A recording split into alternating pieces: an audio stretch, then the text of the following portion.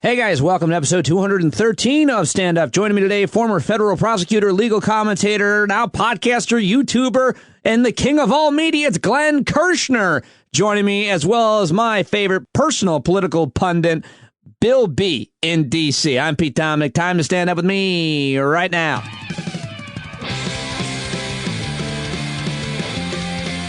Yeah, and we are off to the show to learn something new, as I do every day from the conversations I have, and then I share them with you.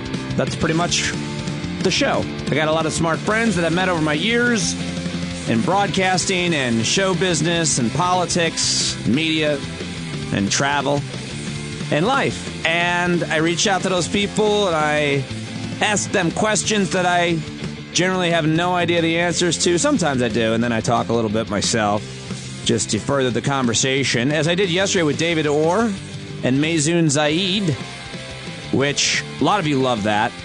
Highly recommend those two conversations from episode 212. Thank you to all of you for listening and subscribing to the podcast. Sign up now for a paid subscription. Just go to patreon.com/Pete Dominick. Because the podcast isn't free for me to do. I spend a lot of time, a lot of hours every day working on it, and it's getting better and better all the time. Thank you very much for letting me know in so many different ways. You get to join the Discord platform, which more people are doing every day. It's so cool. Conversation going on right now. And I can say that, too, because even though I'm taping my voice right now, it's always going on. So when I say you're not alone, I really feel like I mean that, because there's always people in there available to chat and talk and share ideas and happiness and anxiety and whatever's happening. People are organizing, and there's all these sub-chats. It's a very cool thing, all this new technology and trying to understand it. And more than anything else, we need to connect. And I've been connecting with people on all different kinds of apps, from the Marco Polo video app and obviously texting, to now the Discord platform. So if you sign up, you get access to that at any level that you sign up, that you get a paid subscription. So head over now and check that out. And you also get the invite to all the Zoom chats and book clubs. And we're doing good stuff here, creating this community with some amazing, kind, thoughtful, generous, curious, diverse group of people and voices. So happy to have all of you joining me today. And the news is really bad about COVID and what is happening. It's not going away. We're in a third wave. A lot of states, it's out of control. 700 Americans are dying every day. The next 6 to 12 weeks, a lot of experts are predicting, is going to get pretty bad. And the President of the United States showing, of course, no leadership at all. Yesterday complaining that that's all he hears anybody talking about, COVID. Yeah, because hundreds of Americans are dying every day of this virus that we could do so much more to prevent from spreading it. I mean, the guy just flies around. He's doing talks, campaign stops every day all over the country in places he has no chance of winning. He just flies around on Air Force One. We pay for it. Or actually, maybe we don't. Maybe his campaign pays for it when he's using it for campaign purposes. I think they have to pay for it. Anyway, he hosts these live rallies, hundreds, if not thousands, of stupid people who are now vulnerable to giving each other the virus and then all of us the virus. And he says all kinds of shitty things like this. By the way, here he is in, I think it was Nevada yesterday. Does it really matter where he is anymore? He'll listen to the scientists. If I listened totally to the scientists, we would right now have a country that would be in a massive depression. Instead of, we're like a rocket ship. Take a look at the numbers. I mean, can you imagine? Can you imagine if I listened to all the scientists? Speaking of which, here's a scientist who many Americans overwhelmingly approve of, like 65% to like 35% to Trump. And when it comes to polling questions about who is showing better leadership on COVID, here's Dr. Anthony Fauci and some of his concerns.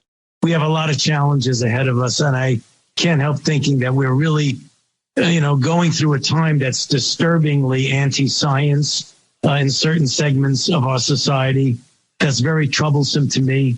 History will look back and I think be kind to Dr. Anthony Fauci, not only for his work during this pandemic at a time when you have a maniac authoritarian leader who has now brought on, instead of you, who is an expert, who has gone to the worst pandemics in the world and treated people in them his entire career. Nah, he hired a Fox News radiologist who is at a right-wing think tank named Scott Atlas, who has been censored by Twitter because he was saying that masks and social distancing don't work on Twitter. This is the guy that President Trump has in charge. Apparently, Dr. Birx went and complained to Mike Pence about him and said he's got to go. I mean, he's an absolute... Can you imagine? The President of the United States is hiring people that he sees on TV. He doesn't have anybody vouching for their character. He doesn't have anybody vouching for their experience or credibility, none of which this guy has. He's an absolute nutbar that Trump saw on TV and hired him to run the nation's response to the worst pandemic we have ever seen. A guy he saw on TV, because that guy tells Trump whatever he wants to hear. And now here's just another guy, Scott Atlas, whose name should go down covered in shit. Anyway, I think for the rest of today's show, we should probably talk about what happened with CNN's and the New Yorker's Jeffrey Toobin, who was caught masturbating by a bunch of his colleagues at the New Yorker and WNYC radio network. And I think it's really the most important issue in America, and I'm not sure it's getting enough attention. And I think that it's probably something we really should get to the bottom of what happened, all of the details, the people involved, winners and losers. And so maybe we should just cancel it. Maybe I'll just keep talking about that and forget about Glenn Kirschner and Bill Boyle, who were kind enough to give me their time. Sorry, guys, you guys got bumped by my obsession with all things Jeffrey Toobin. All right, well, I'm going to move on then. If you don't know what I'm talking about, look it up. Toobin. He got caught whacking it while on Zoom, which, if it's an accident, then it's harmless. Like he didn't mean it, but how could he not know? See, I have a lot of questions, okay? I'm sorry. There's 14 days, what is it, before the election? I'm losing my mind. All right, well, let me give you my first conversation I had with Glenn Kirschner, and later on, awesome conversation with Bill B. in D.C. We talk about the whole Rudy Giuliani, Hunter Biden, Russia trap, and several other things. Always love talking to Bill. He's just such a great political analyst, as good as anybody I see on TV, always takes history into account. But let me first share with you my conversation with Glenn Kirschner. He was in the federal government as a federal prosecutor for 30 years. He is a MSNBC legal commentator now, as well as he's got his own podcast, and that's weekly. And he's also got his own daily YouTube show. He does a segment for YouTube every day on you. And so you should go subscribe on YouTube, follow him on Twitter. He also has now a Patreon, which you can go support him there as well. He's doing so well. So definitely check out the show notes where there's links to all of that. He is the king of all media. He is, ladies and gentlemen, Glenn Kirschner, the Kirschner Report. And here he is, ladies and gentlemen, superstar Glenn Kirschner. His own media outlet is exploding. Congratulations. You're basically like the independent monster of legal and political commentary as well. You got YouTube, you got the podcast, you got social media. This guy doesn't know how to work a computer, but he's killing it because you have the credibility of 30 years as a federal former prosecutor. What do you attribute your success to? Seriously, don't be modest. Okay, so say what you said off air about the sound bites being not sound bite. Like, I think that's an important point. Yeah, I think I was blessed with spending 30 years in courtrooms talking to real people. I didn't talk to politicians. I didn't talk to bureaucrats. I talked to real people. I could have third grade dropouts and drug addicts on my jury because you don't have to have a high school education and you don't have to be sober to be on a jury. And I'm not kidding about that. But I also had scientists and professors and politicians and engineers and mathematicians. I needed to be able to communicate in a way that I could bring them all along for the beyond a reasonable doubt ride. That's a challenge, right? But because I am a gutter kid from Jersey, I kind of feel like I can talk on everybody's level. Right. I was never an academic. I was never an egghead.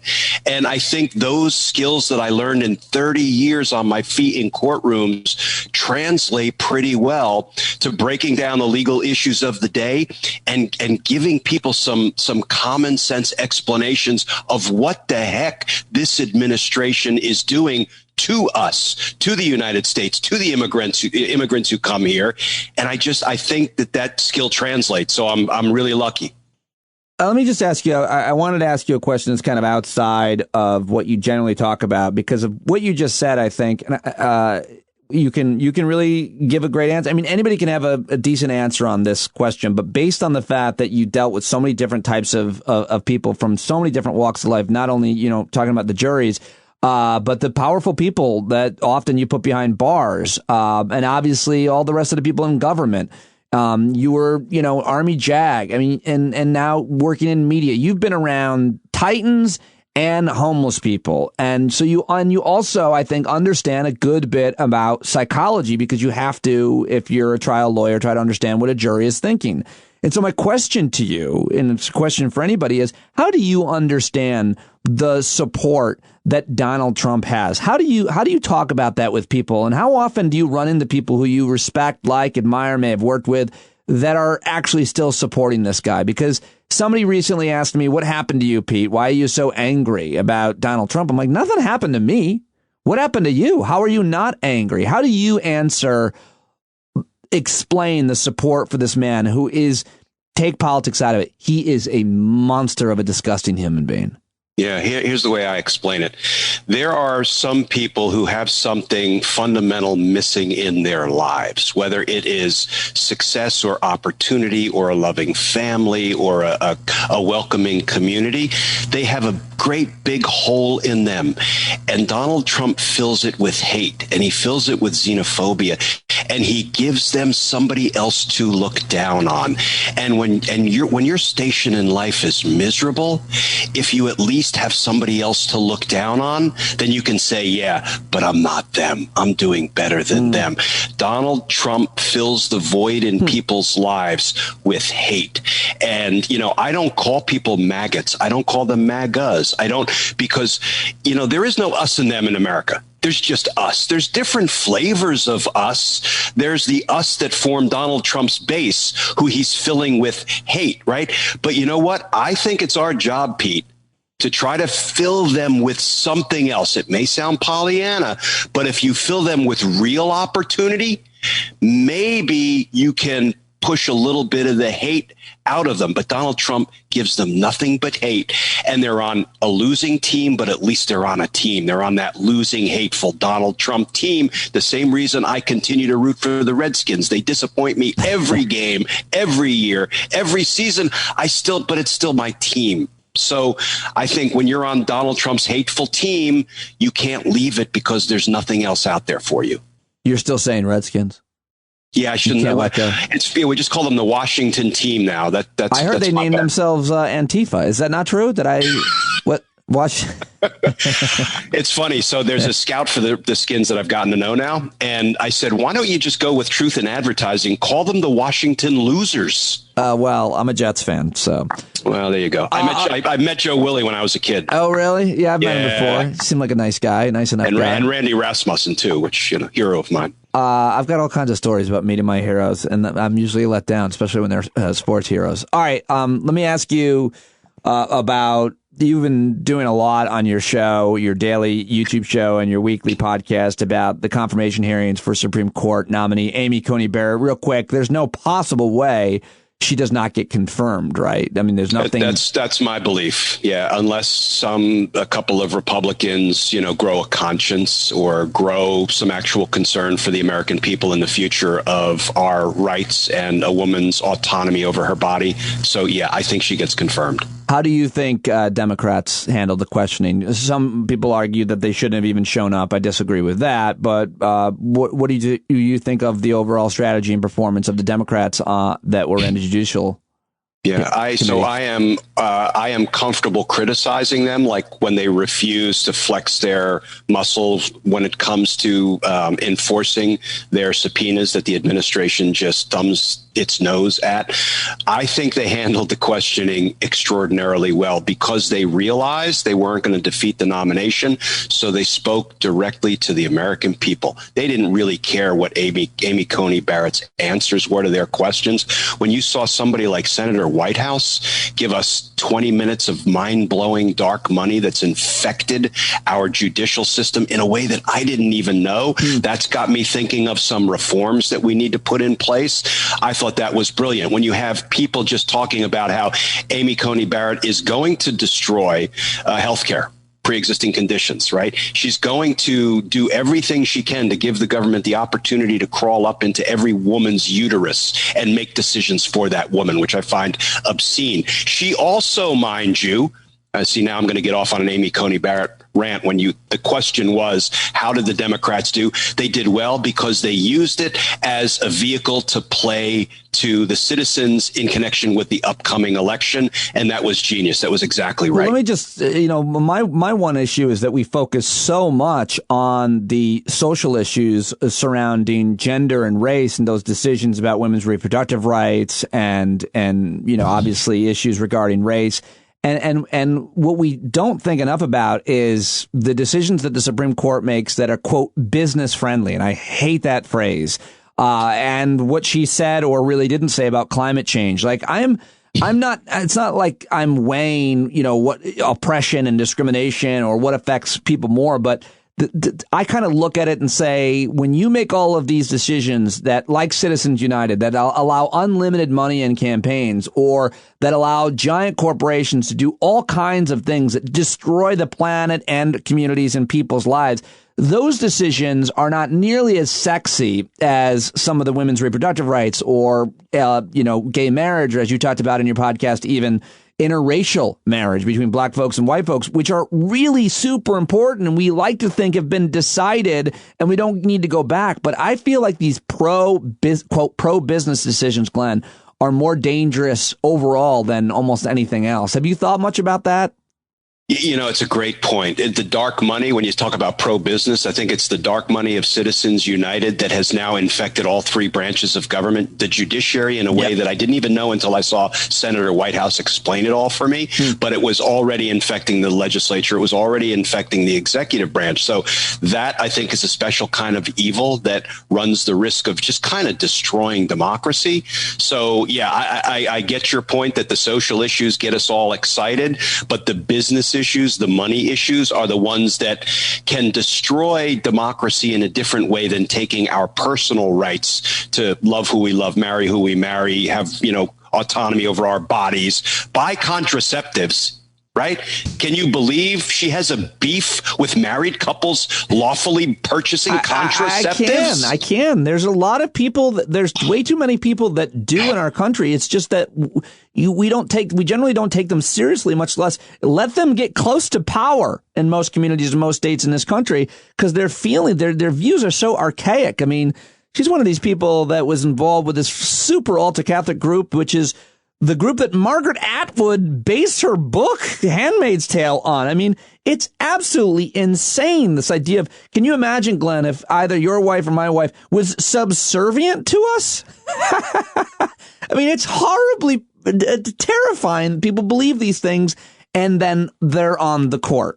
These high courts. And I don't begrudge. We've got 4,300 religions in the world, and you can practice whichever one you want all day, every day. But when you let that control the decisions you make for 330 million people in this country, I'm sorry. And I don't want to be perceived as criticizing somebody's religion, but there's a reason we have that wall between church and state. And she just wants to blow that wall clean apart. She does want to blow that wall. That wasn't anything. I mean, that wasn't anything. Okay. You weren't insinuating anything, but I was not trying to insinuate anything. That's what I heard, and that's. But the other thing, apart from the United Citizens United, and the other thing that they're doing, Pete, that is maybe not as sexy, it doesn't draw our attention like Roe v. Wade does. Voting rights. Oh yes, well, they're gutting voting rights. They're all about allowing voter suppression in all its ugly forms. That coupled with Citizens United. There's a recipe for the end of the republic. I'm glad you mentioned that, because that's the point I've been making about this whole Ice Cube thing or Kanye or anything. It's like, oh, let's listen to Republicans or black people being supportive of Republicans in general, people of color, especially being maybe they have some policies and, Trump will brag about what he's done here and there. It's like, no, we don't talk to any political party or any person that is trying to make it harder for me to vote because of my skin color, which is what they've been doing for the history of this country. So there's no getting things done. There's no cooperating. There's no pragmatism and compromise with a party that is going to make it more difficult for me to vote. I mean, that's where I start and end. How do you feel about me voting? You're okay with it? All right, then we can talk about policy solutions. But if you're not, then why do we talk? What is Ice Cube talking to Republicans for if they want to make it harder for black people to vote? Maybe you didn't know that, but hard to believe. No, I'm with you. I mean, those are people who need to be run out on a rail if you are trying to suppress anybody's vote, particularly based on race, ethnicity. It's a special kind of insanity. And it's been in the full light of day, parading around like a peacock, like it's proud now, courtesy of Donald Trump. And, now we have to find a way to remedy it or try to make some inroads beginning in January. We pay so much attention to the Supreme Court. You're talking and tweeting about other lower courts, circuit courts, and federal appeals courts that are super important. We never hear about them. Tell me about, help me understand why these are the decisions, the judges that get appointed, what it means, for how long they're appointed. How do we replace them? I mean, this is something I actually avoid talking about and learning about, Glenn, because it seems really scary and insurmountable and permanent. I get a special kind of agitated when I talk about what Mitch McConnell has done to the lower federal courts, not just the Supreme Court. Listen, we can all take a little bit of comfort in the fact that Donald Trump's own 2 draft picks on the Supreme Court, Kavanaugh and Gorsuch, laughed him out of court on the tax case, right? That's a sign of things to come if an election case bubbles its way up to the Supreme Court, which I do not believe it will. They will rule against him on that too, because they like their status as the Supreme Court. They don't want to make it the Supreme Executive Branch, which is what they would do if they corruptly threw this election to Donald Trump. Not going to do it. That's some consolation. But here's what Mitch McConnell has done, and I swear I can't say it without. Did you just say that they're not going to? You don't think that if it comes down to the Supreme Court, the election, that the court would give it to him? The court will laugh him out of court just the way they did on the tax returns case. They said, you're not a king. You're trying to put yourself above the Supreme Court and beyond the reach of the law by saying you're a king. But guess what? The judiciary likes its power. They are never going to give the power to a tyrant, because then the tyrant gets to run roughshod over the judiciary. Hope you're right about that. This I will bet a buck on. Right. But going back to the special kind of evil that Mitch McConnell has done, soiling our federal judiciary. So he has appointed, and it's not Donald Trump appointing it. Donald Trump is the empty vessel through which Mitch McConnell appoints these horrific, radical right-wing judges, right? This is McConnell's show. He has crammed 218 federal judges down America's throats in these truncated confirmation hearings that we must go back and investigate in January. And we must scrub the testimony of these not qualified judges to find the perjury. And then we indict them, we impeach them, and we remove them from the bench. That is one way to deal with Mitch McConnell. But here's what he's done. 218 judges. And it's a whole lot of trial court judges. But trial court judges are not that important. Okay, they're important, but they don't set policy. They don't set precedent. They don't make decisions that have implications beyond that case they're deciding. Here's where the real damage gets done. When those cases get appealed up to the federal circuit courts of appeal, those folks have power because they are the ones setting the precedent for the entire country in their own jurisdictions. And almost none of their cases, Pete, get up to the Supreme Court. The Supreme Court takes a very small fraction of the cases that are seeking review in the Supreme Court. So that middle appellate court tier, though, that's where the power is. That's where the precedent is getting set. That's where the laws are being made, not legislative, but judicial laws. That's where, in a very real sense, policy is created. 53 judges, 53 appellate court judges Mitch McConnell has installed in the various federal circuit courts of appeal. How many are African American? I heard your podcast, so I know the answer. Zero. The answer is zero. How despicable is that? I mean, talk about not being representative of the community in which we live. That is despicable. And they'll say, well, we put 2 in the trial courts. Yeah, but they don't make policy. They don't do anything but decide. They saw the legal wood in front of them. Has no implications for you and me. But that middle tier, 53 radical right white judges, not a single African American. That's despicable. Yep. That shows you who Mitch McConnell is. Yeah, we need a lot more people to realize that and understand that note, because it absolutely, obviously matters. And it's, by the way, when I heard you say that on your podcast, I think it was on your podcast that I was listening to, I thought, well, it's not because there's no shortage. Sometimes people will say, well, we couldn't find any good black folks for this job or that job. It's like, I remember reading this article or seeing this photo shoot of like these 10 female black judges on some circuit, some district down south. I mean, there's a lot of black judges, and I'm sure, and you've come up and I think had trials against many of them. I mean, it's not like there are not folks that are interested, that are of color, that would be qualified for this job. So a really, really important point. Now, I got to ask you about what you think. Have you been paying attention to, because you obviously can speak about national security issues, but how much have you paid attention to this story about Hunter Biden, his computer, and Rudy Giuliani and all of this? A lot of people are saying this is Russian propaganda, that they're interfering again in the election, and this is one of the ways that they're doing it. The New York Post is the only newspaper that went with this. Even Fox News wouldn't go with this. No one is corroborating this story. Have you paid attention to that at all? I have, and it is absolutely absurd. They're only fooling the gullible here. Yes, they're fooling Trump's base, but Trump's base is all in, so they didn't need a Hunter Biden laptop. Here is just how absurd it is, right? So it involves some pawn shop owner or computer fix-it guy who, in the weeks before the presidential election, stumbles upon a laptop that smells like Hunter Biden. So he calls Rudy Giuliani's friend. It's absurd. And what we know is that Rudy Giuliani has been plugged into Russian intelligence agents and assets and sources in Ukraine. And listen, only one of two things are true there, Pete.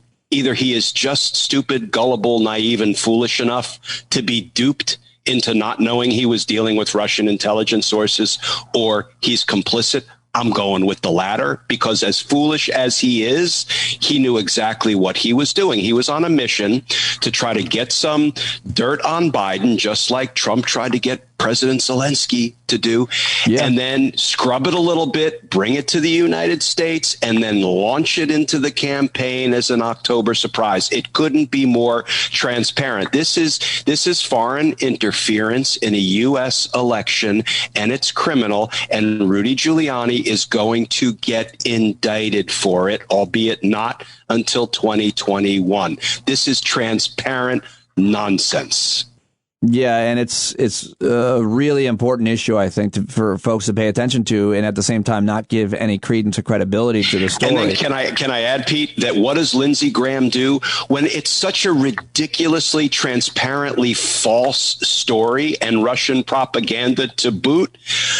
So Twitter won't run it, and Facebook won't run it. So Lindsey Graham wants to subpoena the heads of Twitter and Facebook to quiz them about why they refuse to deceive the American people with this Russian propaganda. Yeah. This is where we are in the Senate Judiciary Committee. Well, also, they're allowed. I mean, the legal concept. I mean, Twitter and Facebook can decide not to post whatever they want. They're not the government. It's not the government. They can suppress speech. First Amendment doesn't apply to them. The First Amendment says the government can suppress speech. I mean, it's frankly no different than MSNBC, CNN, or Fox News having or not having a certain guest on. Yeah. It's no different. Yeah. Yeah. And so, you're saying you're censoring me because you're not having me on. No, we're not having you on because you're an asshole. And Lindsey Graham is trying to do Russia's bidding with the power of the Senate Judiciary Committee issuing subpoenas. Again, a special kind of absurd and insane and unpatriotic. I got to ask you obviously about Bill Barr, the Attorney General, because this story, I mean, it's just such a flood every single day, and it's so overwhelming. But you were talking about this, and about a week has passed. But basically, the Attorney General of the United States has been acting not once, twice, but more than that, as Donald Trump's personal lawyer. And it's very, very disconcerting and unethical and completely abnormal, I think. I don't know what the precedent for it is, but most recently, he is now acting as Melania Trump's lawyer. Tell me about this story and anything else that's similar and why it's so wrong and bad. Yeah, so I could get way into the legal weeds on the Melania Trump story, but I'm going to try to keep it just the basics here. So Melania Trump's former best friend signed what's called a gratuitous services agreement, saying that I will be your friend. I will help you. I will talk to you for free. I'm not being hired for a job. So this is not a legally enforceable contract. I will be your friend, continue to be your friend, and I will not write a book about you. Pete, I'm not a contracts expert, but I did okay in law school. A contract involves three things: offer, acceptance, and consideration. What's consideration? A thing of value. I will pay you for your services. That's what makes a contract legally enforceable in court. This was like a pledge. I'm going to be your friend, and I pledge not to talk bad about you. Well, then Melania threw her under the bus, told a bunch of lies about her, and she said, oh, I'm no longer abiding by my pledge. Right. And so then Bill Barr brings the Department of Justice to bear on Melania's friend, Stephanie Winston Wolkoff. So right now, there is a case called the United States of America versus Miss Wolkoff for writing a book about Melania. And here's the thing. If you read it, it's dense. It's 17 pages long. If you read the Department of Justice complaint, they acknowledge tacitly that there is no contract, because here's what they say. They say, well, she either violated a gratuitous services agreement, or she violated her fiduciary duty to Melania Trump. A fiduciary duty? Is she a bank? Is she on the board of directors? And Melania owns stock in the company? So, Pete, I mean, it's down in the weeds of legal analysis. But even in their own complaint, the Department of Justice knows they don't have a legal leg to stand on. But that doesn't stop them from bringing the power of the United States down on the head of one woman. It's the same dang thing as what they're doing to E. Jean Carroll. Think about it. Donald Trump allegedly rapes E. Jean Carroll. She belatedly reports it. Donald Trump then says, you're a great big liar, and, you know, you're not my type. I'm going to stop there. You're not my type, so how could I possibly have raped you? Tells a bunch of lies. And then E. Jean Carroll sues him for defamation because we all know he's lying.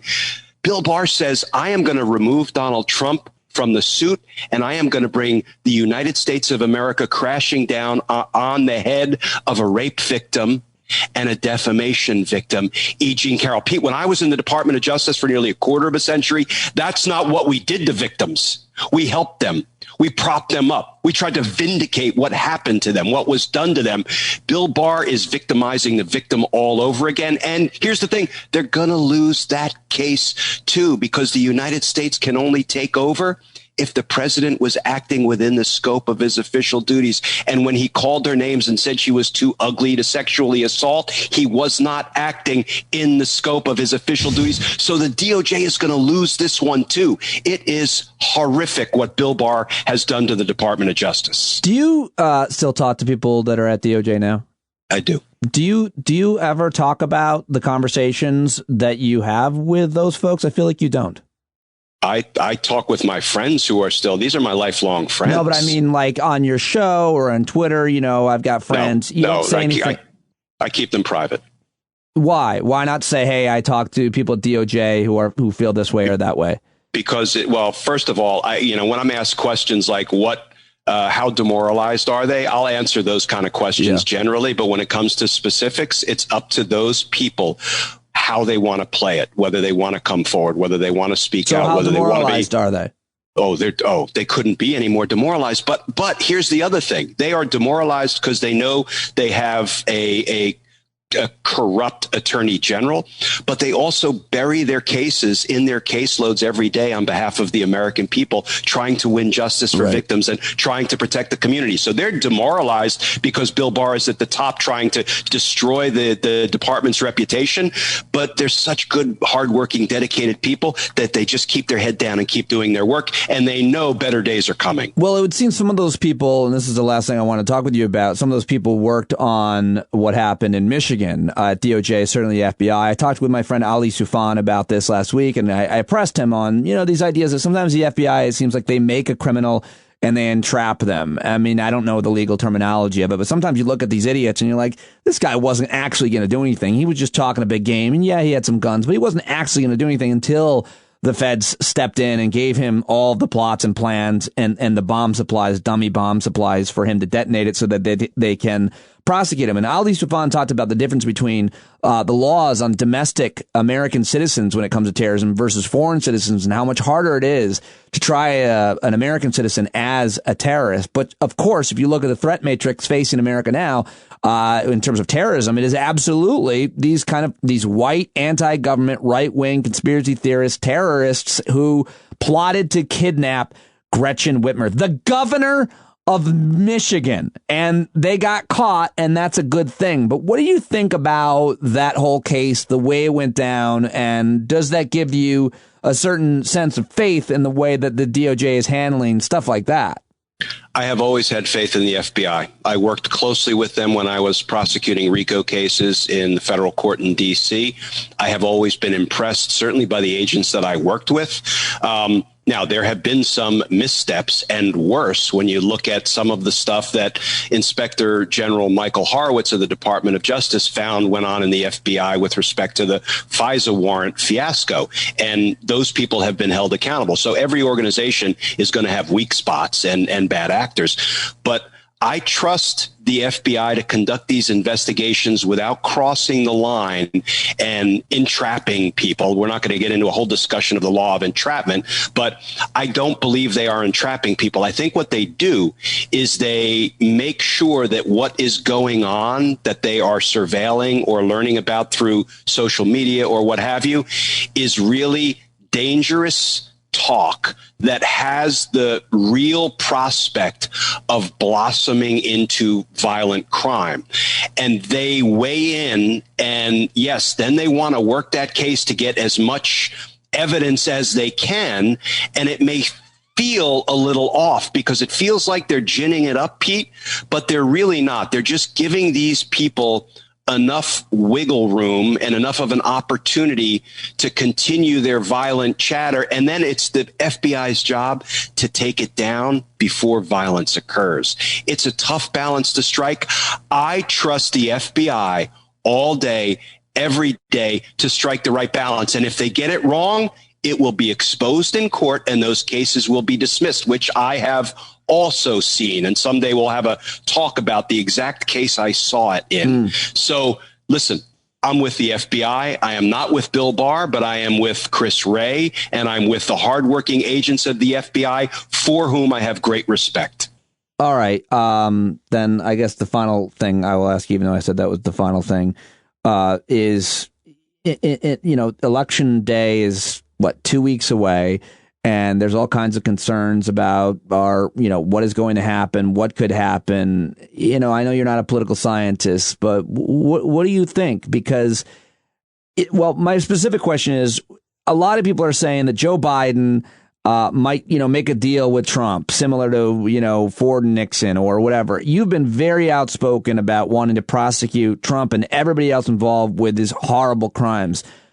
What are you hearing? What do you think would happen if some kind of deal was made to let them skate?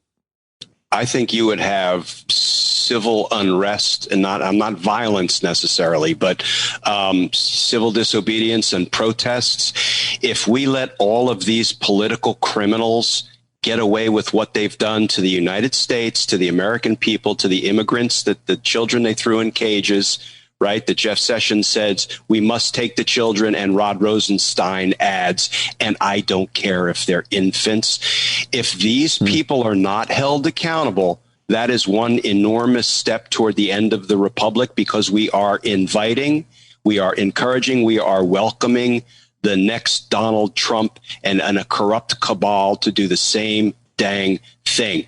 These people have to be held accountable. Glenn Kirschner, always appreciate when you join me, and so does everybody else. Thank you so much, my friend. Thank you, Pete.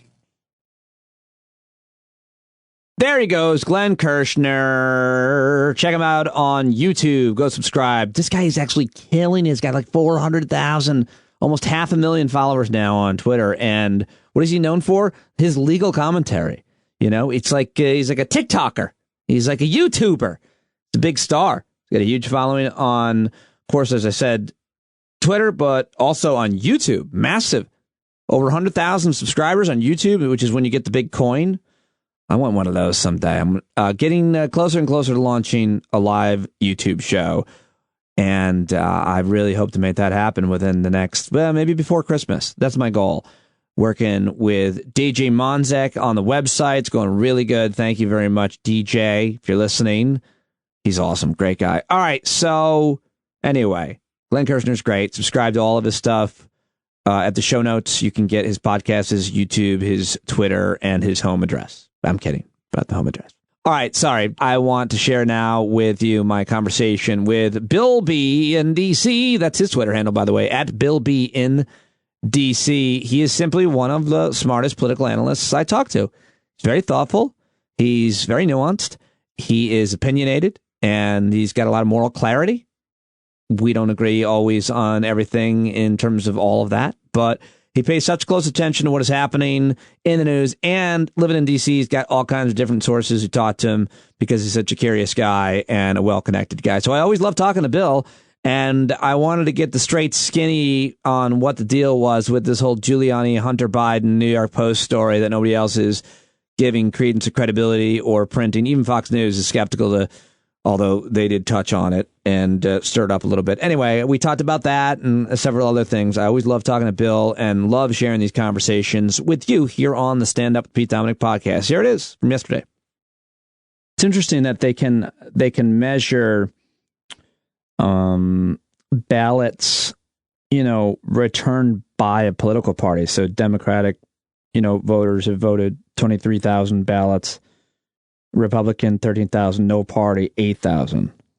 Like, what's that cold, and how come it doesn't give us way more data? Is it because, I think I'm going to answer my own question, that while early voting behaviors are important and interesting, but it's election day that is when the vast majority vote, or is this time different because people are way more likely to vote in the mail because they don't want to go out in public?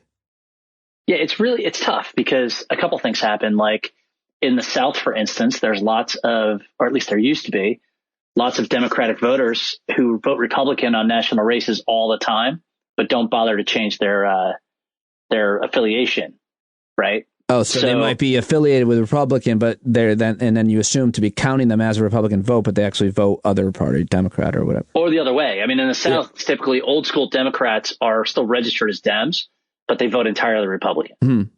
Now, hers West Palm Beach, Port St. Lucie, up that way.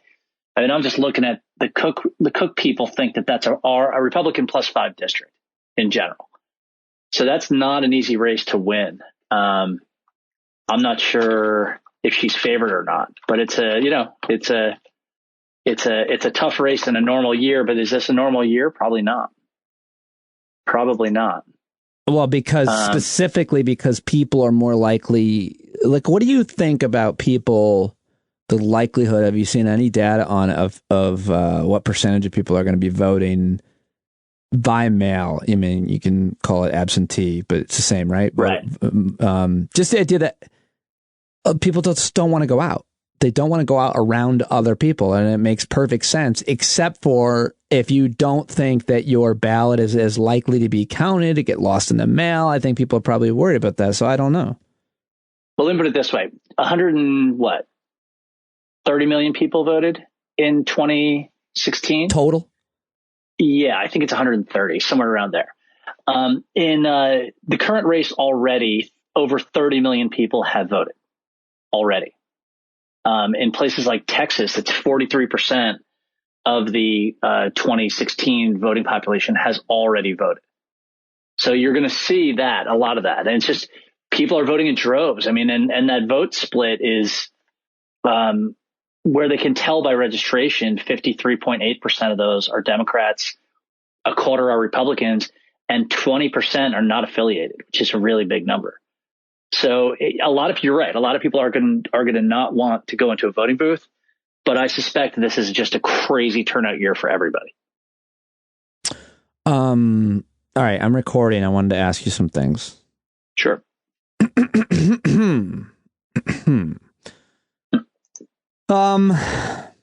This Rudy Giuliani, Hunter Biden, New York Post story is really important and interesting for a lot of different reasons that I wanted to help people understand, because I think that it's representative of a lot of different things, and it's hard to know, where the truth lies in terms of the grains of truth here, and yet people do want to understand, I think. So first of all, the New York Post is the only news outlet to have gone with this story. And even there, one of the reporters did not want his name on the story. And the reporter whose name is on the story is a hardcore, like, Breitbart person.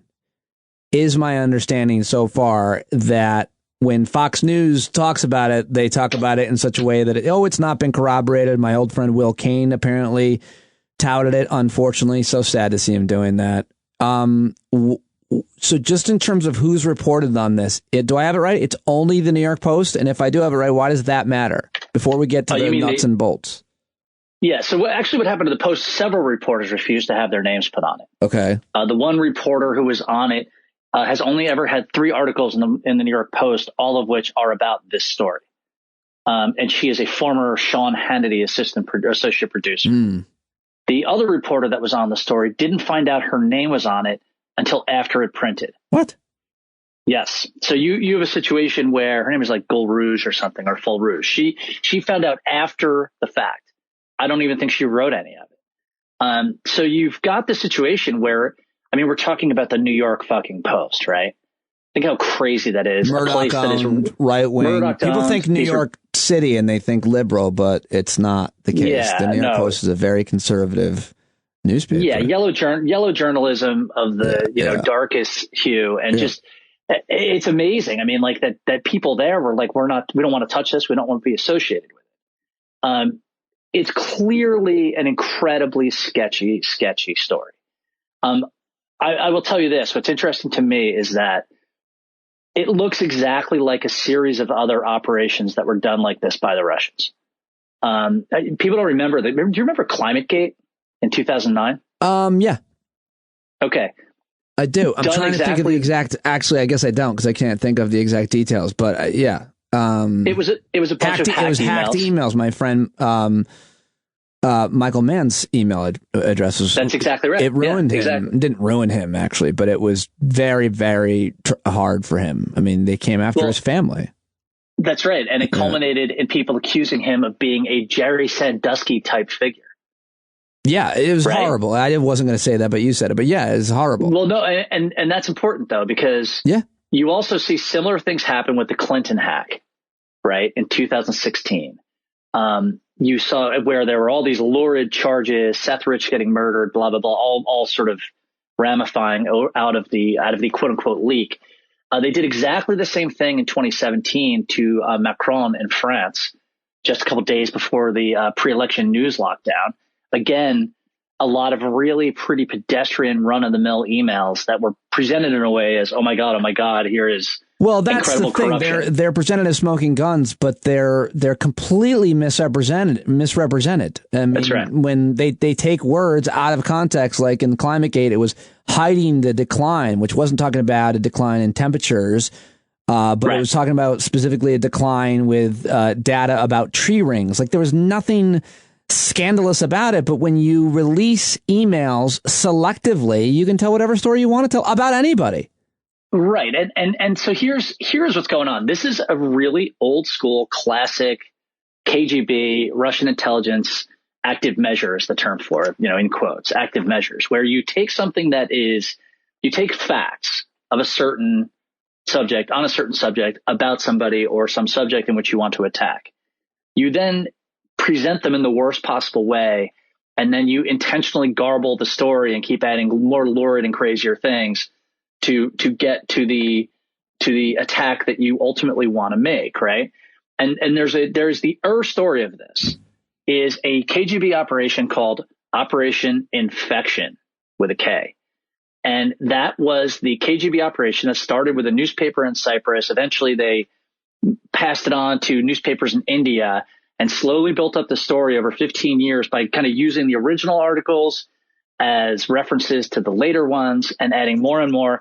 It was the myth that the United States invented the AIDS virus at Fort Detrick, which you probably heard 5 years later, right? I'm looking at the New York Times coverage of Operation Infection. They did a really, really interesting deep dive into it. Go ahead.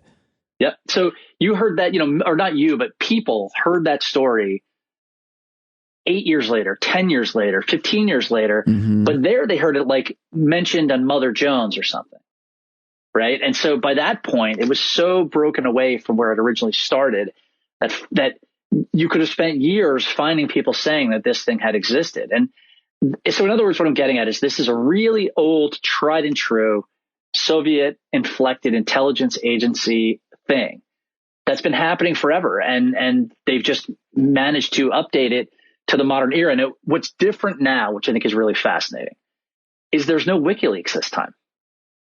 So from 2009 to 2018 or so, WikiLeaks had the credibility to publish things, at least the credibility with a, significant chunk of what I would consider to be the assholes out there, that they would believe it. And by the way, I used to have arguments with journalists in Washington and go, I can't fucking believe you're telling me WikiLeaks is a good thing. That's nuts. It's a Russian intelligence front. Nobody believed it back then. Now I think pretty much everyone knows it's true. And that changes how this is being treated today. There is not this sort of what's considered to be a sort of credible arbiter or release agency that can give it a ton of air. And so Giuliani didn't have some big group to go to over in, wherever the hell WikiLeaks was to give it worldwide push. He had to go to the New York Post because, as he said, they were the only people who would publish it without really looking at it. Well, so the story got to the Post from Trump and Giuliani? Yeah, what happened? Well, we don't know about Trump, although I think it's fairly clear that he knew. Earlier this year, I believe in January, the intelligence agencies in the United States went to the president and said, Rudy Giuliani is being targeted by Russian intelligence in order to get involved in this election. Yeah, here's Daniel Goldman tweeting that Trump was told that Russia was using Giuliani to spread disinformation to influence the election. What'd he do? Daniel Goldman tweets, he encouraged Rudy's efforts and welcomed the help from Russia. If that sounds familiar, it's because it is. The same thing happened in 2016. This is collusion again. That's right. And so basically, Trump blows it off, or probably calls Rudy and says, hey, they're onto you. Watch your step. So they have to find a way to push these emails out that provides them with a way to muddy the chain of custody, right? By the way, I think that Hunter Biden probably did drop these laptops off at this Mac store in Wilmington. I don't think you do? You think that part is true? Let me put it this way. I don't think that that's necessarily the craziest thing about the story at all, right? I mean, a drug addicted guy who makes bad decisions leaves his laptop somewhere. I can believe that. What's interesting, though, is that nothing that has come off that laptop is anything that anyone should be all that excited about. And so I suspect what's going on here is that this guy who copied think about how weird that is, by the way. He says he's legally blind, so he couldn't tell if Hunter Biden really dropped it off or not, which is amazing. But he says he knows he was drunk. He's given 5 different versions of the story about how the FBI got a copy of the laptop, right? He claims that he kept a copy to himself to keep himself safe. That was his quote. But then he went and gave it to Rudy Giuliani's lawyer. It's a super bizarre, over thought out, he's giving 6 different reasons. It's like when you catch your kid stealing cookies in the kitchen and he's got 20 different reasons why he was there, what he was doing. Right. I personally think that what happened is, I think the Russians probably had already hacked his Apple Cloud. But this came up. There was an opportunity where this guy has this laptop mirrored and Giuliani has it. Giuliani's buddy Derkach is a GRU agent. So Giuliani for the last year has been chilling out with a GRU guy who the Treasury Department wants to put in jail. What's that guy's name? Derkach. If Giuliani mentioned that laptop to this guy's going to say, okay, here's what you do. Right. I mean, you just got to get it out there. You got to get it to someone who will publish it. And what's interesting, though, because it's mirrored, we don't have Facebook suspends account of Ukrainian politician working with Giuliani. Andriy Derkach has been connected with efforts to gather derogatory information about Democratic presidential nominee Joe Biden and his son Hunter. Yeah, his father was a big muckety-muck in the Interior Ministry of the Soviet Union. Which can we just step back? Because, by the way, I just want to say that, pretty much everything, one of the reasons why I trust you and go to you is because I think that you generally gather everything from public news reports and you follow stuff closely and you understand how it works because you also understand how government works, and you also have a lot of friends who work in government, and also you always take history and retain that. And I think that makes for a great analyst, which is why I love talking to you both privately and publicly, Bill. But I do want to put something in context for people listening to our conversation, which is there's always been opposition research in politics. It would always make sense to hire some kind of person doing basically private detective work, looking into your opponent. Your own campaign does that, to look into yourself to see what they can find. That's actually something you do. That's always happened in America. And I'm sure there are plenty of instances, maybe you can cite some, I don't know, where people did pretty corrupt things while looking for that information, or maybe lied about things or planted things. But I think the point I'm trying to make, which is why this is different, is that it didn't happen in cooperation with foreign intelligence agencies. Right. That's seemingly, and I have no idea what I'm talking about in terms of historical precedent, but that would seem new. That would seem like something that even a Roger Stone and Paul Manafort type wouldn't do on domestic opponents, obviously, with their... Right. So, that what Giuliani is doing with foreign intelligence agents digging up dirt on Joe Biden is the outrageous and unprecedented is the point I'm trying to make. Is there any truth to all of what I just said? Yeah, I mean, the American Communist Party back in the day was basically run by the Soviet Union. So there's form for the Russians getting involved in American politics when they have the opportunity to. And over the last 50 years, there have been several instances where presidential campaigns were approached by the Russians and told politely to go stick it up their rear end. And then those campaigns went to the FBI and said, we got approached. So, there's form for the Russians trying this. In this case, they just found people dumb enough to say yes, or desperate enough to say yes, or corrupt enough to say yes. And, it's a really interesting thing to me that if you think about it, if Rudy Giuliani was handed this laptop and it's got all this lurid stuff on it, if his claim is that the owner of the laptop now is the owner of the store, so in other words, everything on it is owned by that guy because Hunter Biden never returned it to anybody. What's the problem with then? Okay, give everybody a copy of the laptop. Mirror it, give everybody a copy, let the press find out whatever's on there. That would be a scummy but normal way to do it, right? And it would also give credibility to what you're giving people, right? You say, here it is, here's everything, you can look at the metadata, et cetera. They gave a couple of examples of emails that were PDFs, which means that there's no way to check whether the metadata is legitimate on the emails they gave us. Oh, you could change a letter, a word, whatever, and yeah, exactly. There's no way to prove that when it's a PDF versus just right. Yes, right. That's interesting. Go ahead. Right. So they literally went out of their way to make it hard to check. Mm-hmm. I mean, what's amusing and may or may not mean anything is that what you can see on the metadata shows that that the emails were changed at noon Moscow time, which may or may not mean anything, but it's kind of funny. It's like it wouldn't be shocking if those proverbial 300-pound guys on a couch were sitting in Lubyanka, messing with the emails. I don't know how much credit I'd put into the timestamp. No, I'm saying that it's the crazy hours that I keep. But I mean, I'm saying like it's a tiny example and probably a ignorable example of how everything they did makes this stuff look more suspicious, right? If they had just given the entire mirrored file to the New York Times and said, have at it, then you'd say, okay, this seems pretty legit and we can look at it. But when you're dripping out PDFs of emails that don't really, by the way, suggest anything all that nefarious going on, that's uncheckable. Yeah. It's kind of amazing. That's the most important point I think about this whole thing is when Mark Thiessen, remind people who Mark Thiessen was. He's a Fox News contributor. I think he has a column at the Washington Post, but wasn't he like one of the architects of torture or apologist for George W. Bush? Yeah, he's a torture apologist, and like really, I wouldn't call him a fascist. I would call him a Francoist. He's like he's a little too high class to be a fascist, but he certainly would have had no problem being part of the Pinochet government. And now I'll just be a real dick. He's a rich kid his whole life, and he's a privileged prick, and I don't like him at all. This is what he's saying. He's been a Trump supporter, an apologist in many different ways. This is what he's saying tonight on Fox News. He's saying that Trump yelling about Hunter Biden, voters don't care about this. The big point here is what you just said.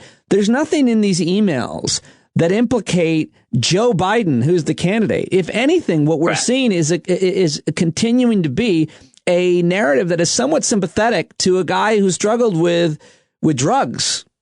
That's right. If anything, and made some bad decisions, or in worst case scenario, traded on his father's name, which is something that everybody does, no matter who you are. You use your parents' connections to get things and to do things. And so the point being, what Mark Thiessen is saying is that this is a complete distraction. There's nothing here that anybody cares about. It's about Hunter Biden, and you should shut up. No one cares. Voters don't care.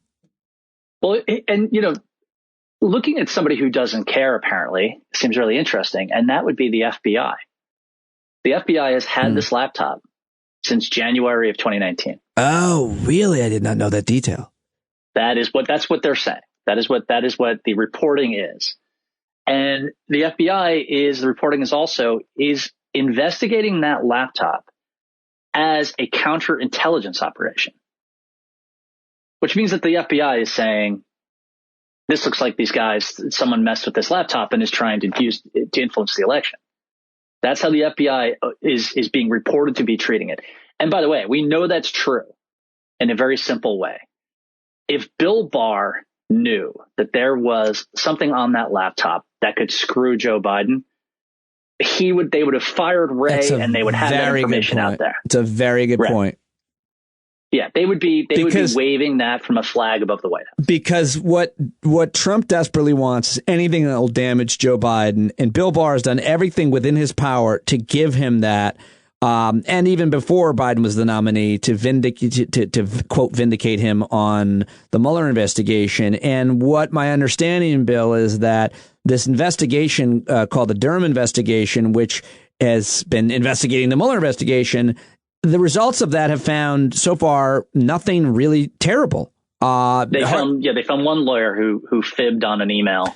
Which is because bad. He wanted to make it easy. Yeah, which is bad. And by the way, if you keep investigating investigations, it's like if you keep correcting papers or doing anything else, you're going to keep finding little mistakes here and there. Obviously, it doesn't paint the entire investigation or effort in a generally terrible failure way. But Trump wants Biden and Obama taken out in handcuffs, and he wants Bill Barr to give him that. Bill Barr's not only is he not giving him that because there's nothing to give him on that, there's no investigation that's going to come out before the election either that's going to blow things up. So I don't know what Steve Bannon was talking about or what anybody else is still talking about. But what, if anything, do you see that is going to happen between the next 15 days if Bill Barr doesn't have an investigation, isn't going to, perp walk Barack Obama? Well, what Ron Johnson, so-called senator, it's hard to say, but he's up there. I am deeply interested in what happened on his 4th of July trip to Moscow in whatever that was, 2016. Well, everybody seems to think but me that all of these Republican senators are somehow compromised in terms of money or blackmail or a compromise that the Russians have on them. So that's what you're saying right now. Well, I wouldn't say that about Lindsey Graham. I think Lindsey Graham is just the largest remora in what. Well, I just think he loves power. I understand that, but Lindsey Graham was born compromised. No one else had to compromise. But Ron Johnson was always a dope. I mean, let's be honest. Like between Scott Wilson and Ron Johnson, Wisconsin's not putting forth its best. But he started saying with, by the way, the connivance of Maria Bartiromo, something about that there was child molestation evidence or child porn on the laptop. Yes, I saw that. I actually watched that clip. That is exactly where, it's a very Russian thing. They do this in Moscow to get rid of people that they want to get rid of. They literally plant child porn on their computers and then arrest them for it. This has happened to some, prominent journalists and academics in Moscow. So this is always, as a friend of mine put it, who I think is fairly au fait with this stuff. He's like, that's where they always go. That's where they always go. If you're a tough one to crack, you got to get something that's going to flip people out. That's what we're going to do. And by the way, it really ties into QAnon people's obsessions. Oh, the pedophile stuff. Yeah. By the way, a minute ago, you said Scott Wilson. You meant Scott Walker of Wisconsin. Scott Walker. I apologize to all the Scott Wilson. Yeah. I apologize to all the Scott Wilsons out there. That's not fair to them. And just Scotts that have to share the name. Yeah, but I mean, okay, let me just ask you about that and then I'll let you go. I was kind of critical of NBC for having that town hall last week with Trump opposite the ABC town hall. I didn't have a problem with them having a town hall, just opposite Joe Biden. In the end, it seems like all of us were wrong because in the end, the Biden town hall, even though it was only on one network versus 3, CNBC, MSNBC, and NBC, the Biden town hall got way better ratings. And in a weird kind of way, I'm actually happy that it happened. I'm also happy that it happened because the truth, I feel, is whenever Trump is talking, he is doing himself at this point, maybe not always the case, a disservice. And he was terrible in that town hall for the most part. But I just thought that QAnon part and the bin Laden question, where he tweeted out a conspiracy theory that bin Laden wasn't killed, a very horrible conspiracy theory in terms of it said that Navy SEALs died who didn't and all kinds of other things. I just thought that the way that she handled those two things was not great. I thought it could have been much better when he didn't push back on QAnon. Like, stop asking him to denounce white supremacy. He's just going to say, I denounce it. I've denounced it many times, which he has. Ask him what he thinks about systemic racism or white supremacy. Ask him something specific on that issue. On the QAnon issue, however, I just felt like she really let him skate on that. And what would how damaging is that? And what did you think of those moments where he's perpetuating QAnon, who thinks JFK Jr. is going to come back or is alive?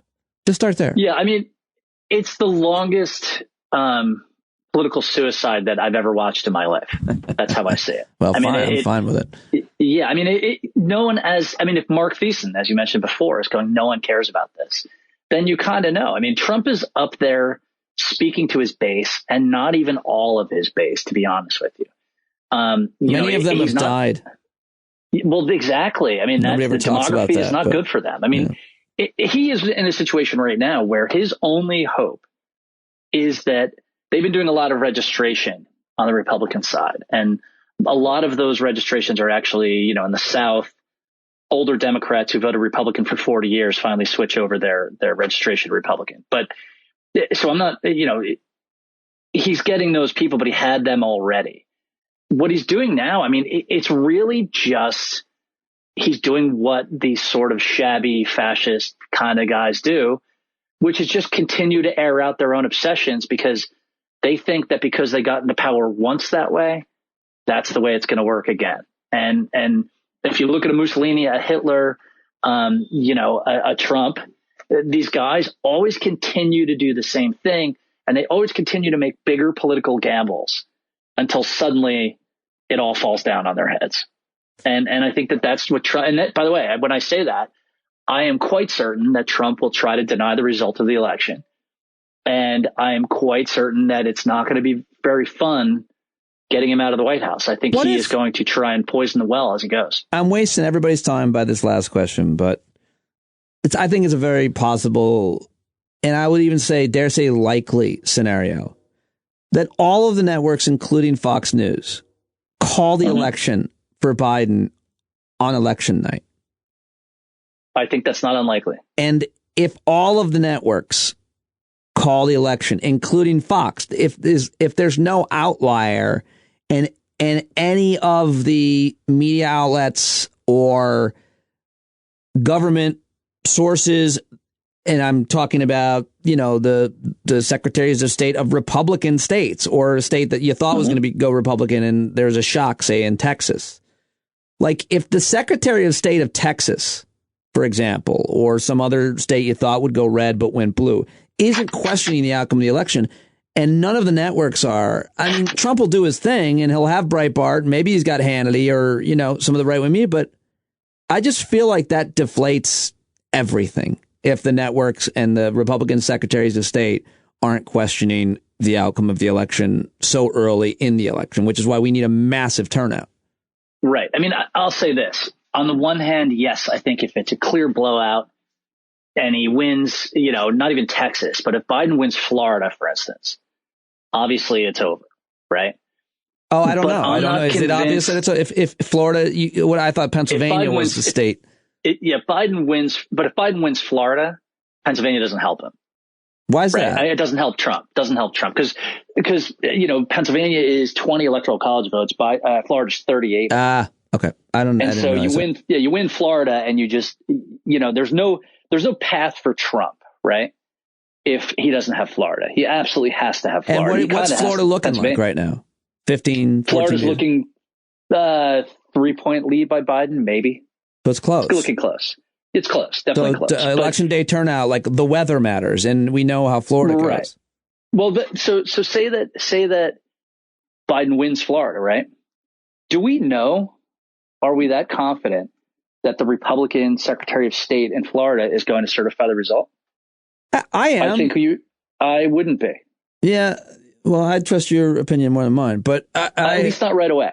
At least not right away. Well, if it's really close, he won't. Or is it a he? I think a 3-point win by Biden would be a big win in Florida. Yeah. I would suspect that the very first call the Secretary of State in Florida will make would be to the governor, DeSantis. And I think their next call would be to the White House and say, what do you want us to do? That would be my guess. And I think that, there's states where that will matter and states where it won't. I mean, that's not going to happen. Those calls actually take place. Oh, yes, I know they do. I mean, I know they did in 2000. That's a crime. Of course it's a crime. It happened in 2000. I mean, the Bush people were talking to the Secretary of State of Florida. Remember her? Yeah, Catherine Harris. Those they all were on the phone with each other. Everybody's right. I've seen a couple articles about why Florida 2000 was the most important election of our lifetime. Have you seen those today and yesterday? I have. I'm less convinced of that sort of counterfactual. I think that you'd have different and equally. I think there's longer term, deeper things happening that define most of this stuff, rather than if X happened, Y happens. I don't even think of Trump as being. To me, Trump is a symptom of the times. He is not some gargantuan figure that has changed the times. Can I add something to that? I totally agree that he's a symptom of the times, but I will never not think, and Barry Ritholtz is the one who said this so many times to me, just based on stats. He's also such a fluke. It was such a fluke election. It was such an aberration. And if you statistically ran it a number of other times, and there were so many things that kind of went into it happening, James Comey, Russian interference, and Hillary Clinton being so hated. She was the second least likely candidate ever. And that is not the case. None of those circumstances. Russia has tried to interfere in the same ways, but it doesn't seem to be nearly as effective. We can shit on social media all day, but they're doing better, a little better. Right. So it seems like such a fluke. Definitely the fact that he won the nomination was a sign of the times. The media was in a tank for him. I still think it's, as Glenn Kirschner said on this podcast tonight, a real surprise that Republicans have been in support of him, in Congress. Right. In Congress, I mean, but I was going to just say it was a fluke, and then I talked for 2 minutes. Sorry. No, that's okay. So the thing about Ritholtz, I would normally agree with him, but he never responds to me on Twitter and won't follow me. So I'm suspicious of his opinion. Fair enough. On that basis. See if I can change that. I think that there were a lot of flukes, but you know what, Pete, like the only reason you noticed the flukes that time is because they went so terribly wrong. There are a ton of flukes in for George Bush Sr. in 1988 with Ross Perot coming in and just wrecking that election for him and making it much easier for Bill Clinton to win, for instance. The 1976 election, Jimmy Carter, they ran a great race. James Baker for Ford ran a far better race. If that race had gone on for another week or two, Ford probably wins. Same thing with Humphrey in 68 with Nixon. If that race had 3 more weeks to run, Nixon probably is never president. See, this is what makes Bill Boyle so great. Yeah, he went all the way back to who was that? Always to Nixon. Yeah, got to go back to Nixon. And I'll tell you something. The only reason that I know that last factoid about Nixon and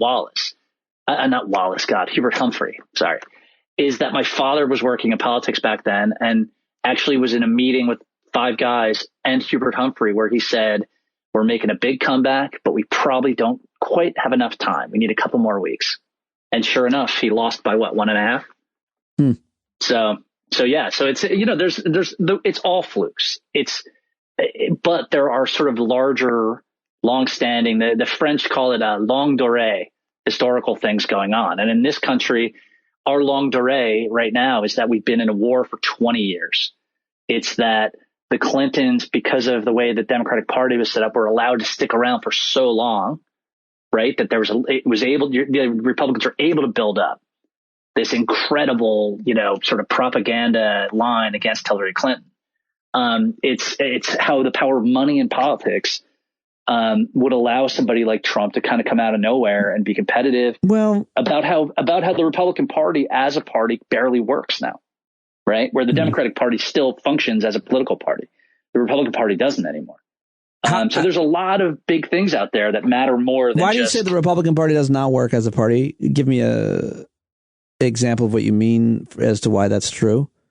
I'll start with a simple thing and kind of build up from there. So the fact that QAnon candidates are able to run in districts that might be competitive for the GOP, but they are winning the primaries and able to move ahead is a sign that the party has lost control of its ability to set its own candidates. Which is also, that's a great example. Well said. It is true also of a lot of the Tea Party candidates, even back in, I think, 10 and 12. When 10, they swept it, but then they might have had other Senate. They might have won other, I think, the Senate in Indiana. If Delaware. In Delaware, yeah, they ran the witch, and they ran the guy. They ran the witch, who knocked off a really great candidate in the primary. Right, and that's okay. So that's one example. You're saying why the Republican Party doesn't work effectively, because they in districts and states they could have won had they elected kind of a more mainstream yet still extreme Republican. Right. And they ended up with a witch and a sorcerer, and people are like, I'm not even. Well, and here's another thing. They wanted to get rid of the limits on money in politics, right? But when there were limits on money in politics, the Republican Party had a role in raising money that made it absolutely vital if you wanted to run. Right. So the party structure, if you wanted to raise money, you couldn't just go to Sheldon Adelson and give me $75 million. So what's happened in the Republican Party is that on the one hand, you've got the base, which are total lunatics, effectively, who believe crazy things and believe racist things. You were using that stuff before to win elections, but now it's pushing you to do things. And then on the other side, you have really rich guys who can change the entire structure of a political race. Sheldon Adelson by dumping in $75 million at the end. I mean, for Donald Trump. I mean, what a weird expenditure of money, that old coot. Yeah, and so the Republican Party now is essentially just a device for mediating between, ridiculously conservative, but more or less classically conservative big business and absolutely lunatic white nationalism on the bottom. And that's conspiracy theorists and white nationalism. And conspiracy theorists, right. But most of it is about race and anxiety and all that sort of thing. Democratic Party still functions as a party. And even if it has its problems, there's a process in the primaries where, progressives are winning in places like Brooklyn, which makes 100 billion% sense, right? Like, obviously. But it's not like someone can come in against AOC and drop $75 million against her and win. It's impossible. Right. Because the politics still works. And part of the reason the politics still works is even if you don't like some far left belief, you've heard me say this for years, the people even included on the far left overwhelmingly, although it's maybe changing a little bit, but don't believe in conspiracy theories that are insane conspiracy theories, much less at all, really. Certainly not ones about science overwhelmingly. So, I mean, it's just that's why the party still works, because, to some extent, the people believe in data. It's just a matter of apathy and ignorance and obviously many other issues. But we're not nuts over here. Absolutely nuts thinking, that JFK Jr. is going to replace Mike Pence on the ticket.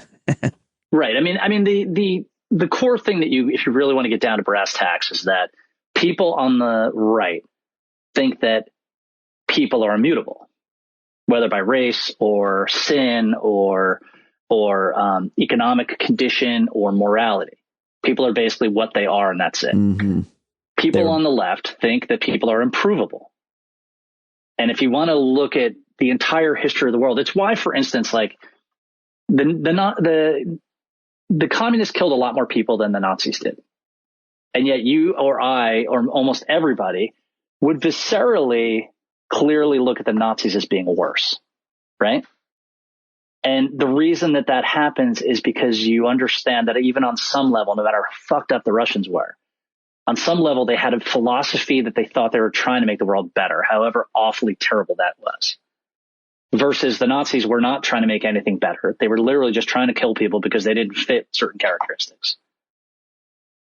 Does that make sense? Yeah, but I've never quite heard it put that way. I mean, sometimes people, what you're saying is that the type of people, the person that says, people don't change, they can't change, is more likely a conservative minded person. Yeah. I've never really thought about that ever. That's really interesting. But by the way, dude, oh my God, look at Twitter right now.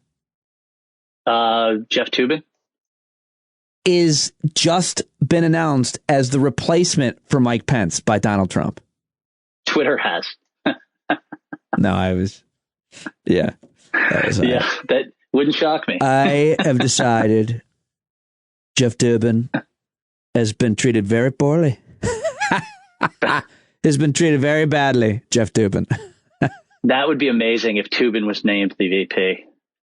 That would be it's like fantastic. Funnier to say that, like, people who are awful, we treated him very badly. He says that phrase mostly about himself. But he says Right. it about the work, like Joe Arpaio and Roger Stone. And Brett Kavanaugh, they treated these guys very badly. Yeah, because they were bad guys. They were terrible. Right. They're terrible people. Well, he's arguing for his own. It's all projection. Well, He's arguing yeah, I know, but it's just like for such himself. It's a funny thing to say someone was treated badly when you would expect them to be treated badly. They were a criminal. Right. Like or his interpretation of prosecuting a crime is bad treatment. That's better said. Oh yeah, definitely. He's a mobster without the sense of morality, and I mean that. That's true. Specifically. No, that's true because there are mob members who are they're very complex people. They don't. Right. They're not necessarily. I don't know if the word is sociopath, but they do care a lot about their own wives and kids and other people. That they do respect a certain sense of loyalty. They have some principles. I mean, these are the worst type of people that we're talking about that have some principles. There's some rules. Yes, Donald Trump has no care for anybody ever at all. Right. So what you said is not like, I'm just trying to actually like draw out a little bit more specifically. It wasn't sarcastic. A mobster without the morals. Is that what you said? That's what I said. Yeah. It's perfect. Yeah. I mean, Donald Trump, what's wild to watch him because his life is so public is you can see the kinds of things that a narcissist usually gets to hide. Right. With him, it's right out there on the public because it's what he thinks is going to win him the election. And it's really wild to watch the sort of, because what it really is a sort of cluelessness, right? He's out there and he's dancing on that stage like Elaine in Seinfeld and he thinks he's killing it. Yeah. Well, and you're looking at that for his like, people. Wow. For his people like it. Yeah, but that's, if you look at the big picture, he's killing it for the 25% of the population. Yeah, but that's the point. As long as he has a certain amount of approval from people and he can see it and feel it. Right, but that's what he thinks the truth is. He really probably does believe that he's going to win again and win big. What do you think? I don't think he believes that. I think he tells himself that so that he doesn't shoot himself. Who knows what he believes? He's an insane lunatic. His brain is completely broken. Here's the thing. I agree with everything you just said, but what he should be thinking is, I have to appeal to enough people to win this election. Never has ever tried to do that. But so I don't go to jail. Can we talk about just one more thing before I let you go? I want to talk about black people because there aren't any in our conversation. Okay. What I want to say is, and I want to just get your take on it. I mean, seriously, I got to talk with a lot of black people about this, but this is, I can't wait. So I'm been floating into everybody is the Ice Cube thing, the Kanye thing, the idea that any black voter could be a Republican or vote for a Republican because let's say there's a policy they like. Let's say you're a wealthy black guy and you like having your taxes cut. I understand that. I understand that for anybody there. At least that makes sense. You're just a selfish person. Fine. I think it's still stupid because he's destroying the economy and you would have made more money and paid less taxes and a better economy, and even with higher taxes. But the idea that if you're a person of color in America, specifically black folks, that you would in any way consider voting for a political party that is doing everything they can to make it harder for you to vote. For me, it starts and ends there, Bill. Like it doesn't. I don't care what policy Republicans are giving you or all of that. None of it matters as long as they're doing everything they can to limit your right to vote, which they are. And they have been doing since the Supreme Court with a conservative majority decided to gut the Voting Rights Act, which is everything that Dr. King, John Lewis and everybody else fought for. And until Republicans vote to restore that, and Democrats have proposed it and overwhelmingly do support it, then there's no policy that any black voters should be considering. And I know that we're two white guys talking about what black voters should be considering, but voting is the thing, right? And I just kind of want to make that point and just get your take on it, and then I'll bring it to all the people of color that I talked to. Okay, so I will speak to this from my personal experience, which is being very, very obnoxiously 90-some-odd% genetically Irish. That would be the equivalent of a guy in Ireland in 1848 who happened to have a lot of potatoes that had not been destroyed by the famine, saying like, well, what's the problem with talking to the English? Everything should be cool with them as long as they'll negotiate with us. Meanwhile, everyone around him is dying of the potato famine. Right. And that is what Ice Cube is doing. And there's a Ta-Nehisi Coates thing about Kanye West that everyone should read. You can look it up. I think it's on the Atlantic website, where he talks about like what Kanye isn't getting and what Ice Cube isn't getting isn't like a real long-term negotiation with the powers that be to help out Black America. What they're getting is being treated like white power brokers. And that's what really they get out of it. You know, Ice Cube can get up there and be like, well, they've said that they're going to do X for us. And that, you know, and Biden, you know, the Biden camp didn't get back to him. That's what he said. Think about how insane that is. That's like, they haven't really given me anything. And I haven't really gotten an answer from the party that historically has always helped out Black people in this country since the 1960s. But I'm going with the Republicans because they picked up the phone and called me. Yeah. In other words, my privilege was catered to. And so I'm going to go with those people. It's ego. That's right. Yeah. And, you know, I think he has good intentions, by the way. I think he does. Ice Cube. I think he is just really has an ego and ignorance issue.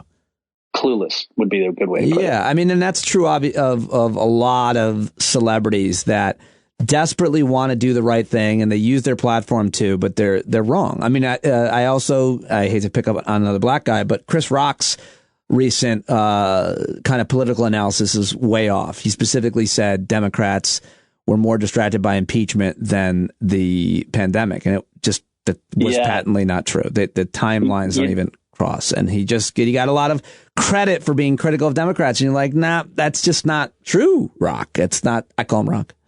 Have you noticed something? It's always dudes. It's always dudes. It's Joe because Rogan, we want to be heroes. Guys. We want to be influencers. I mean, women do too, but like we want to use our celebrity, our power to make change, right. And in a way, as opposed to maybe women are more likely to use their celebrity and give it over to an organization or, you know, work with, I don't know, I'm maybe sounding too virtuous now, but no, it's like white guy confidence has now gotten like a, multiracial coalition going on. That's what it comes down to. Did you see the Chris Pratt? It was trending. That actor. Oh, that guy. I did not. All right. Well, Forget it. My Us Weekly subscription has. I love that. I love that you missed that one. That's why that's why I love talking to you. All right. Thank you. Sure. Isn't he great? I love that guy. I'm in love with that guy. That's at Bill B in DC. He really is a great guy. Also, he's a great political analyst, but he's been a great friend to me as well, especially this time last year after SiriusXM didn't renew me and ended me there, which, by the way, I'm dealing well with. A couple of you have reached out to me about that. It's been a year, and I'm super excited about what I've been able to accomplish with your support. If you haven't subscribed to the podcast, I'd love to have your support. I do it every day. It has been a crazy year trying to recreate my career and recreate the show and now the community that goes with it. But it has been, in so many ways, the best. I'm so happy about so many of the people that I have met and gotten to know through the podcast. And I thank SiriusXM for all the 14 years that they gave me. And I'm really looking forward to the next however many. Here I am in the shed behind my house, in my garden. It's good. Things are good. But I definitely need you to sign up to support the podcast so they can stay good. And by the way, so many great people that are in our community. And a couple of you have given me music, sent me samples of your music. And much of it's inspired by the times that we're in, the politics and everything else. And it's all thoughtful and funny. And we have such a talented group of artists that listen and contribute to this conversation. And so let me share with you. I'll share songs for the rest of the week. How about that? I think I've got enough because a lot of listeners have given me stuff, including John Carroll. I'm really excited to play his stuff for you. So I'll end the show on a listener song. I think this one is more of a kind of comedic, but nonetheless from a very talented musician and listener of the show. His name is Phil Round, and Phil lives out in Wyoming, and you can check out his music at Phil Round Music. Phil Round Music. Music for Jackson Hole's finest events.